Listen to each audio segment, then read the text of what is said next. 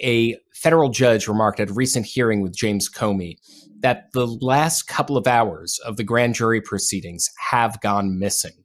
No court reporter was present from 4:28 p.m. on the day of James Comey's indictment by a razor-thin margin by a grand jury.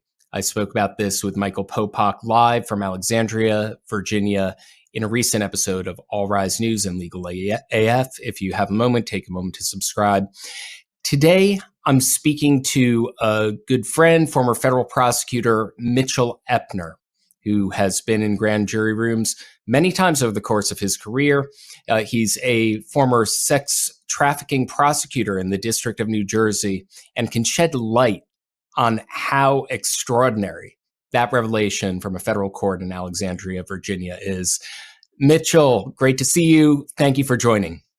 Great to be here. Congratulations. I think this is the first time I've been on this new venue with you. It's a new and better venue, and all continued success. Thank you so much, Mitch. So let's just get right into it. What was your reaction to the news that a federal judge said that everything after 4:28 p.m. on the day of James Comey's indictment, that there's no record of any court reporter being present, and that he was indicted, apparently, long after the 6 p.m. hour? My initial reaction was, what? As in, I couldn't believe what I was hearing. Once I confirmed that that was accurate, I added two words to the what, and the second was the, and the last one you can guess. Right. Well, we are on YouTube, and the name of this show is part of the Legal AF channel, so you might even be able to say the second part of our acronym. So I'm a former sex crimes prosecutor. I have no embarrassment about saying it. My reaction was, what the fuck? Because I've been doing this for over 30 years. I was a AUSA in the District of New Jersey from 2001 to 2004. And I had never seen this. I reached out to former colleagues of mine, law school classmates of mine who were AUSAs from all across America. None of us have ever heard of such a thing before.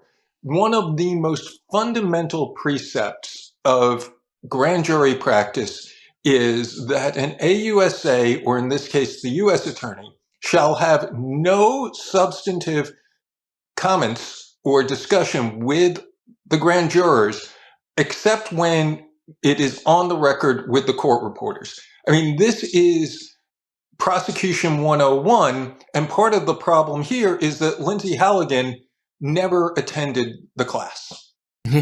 So tell me about that prosecution 101 there. Why are you instructed? As you know, you went through the ropes.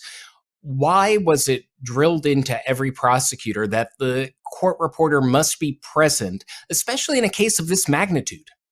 Well, it's not drilled in the case of this magnitude. It's drilled in every case. Like this is that fundamental.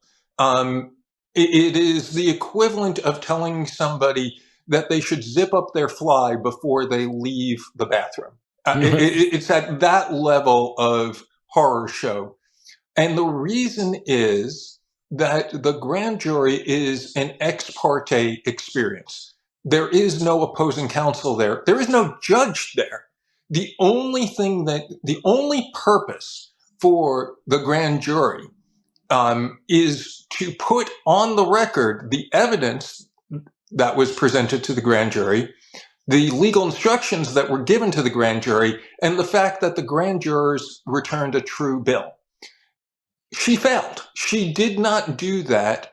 And in this case, that failure is particularly important.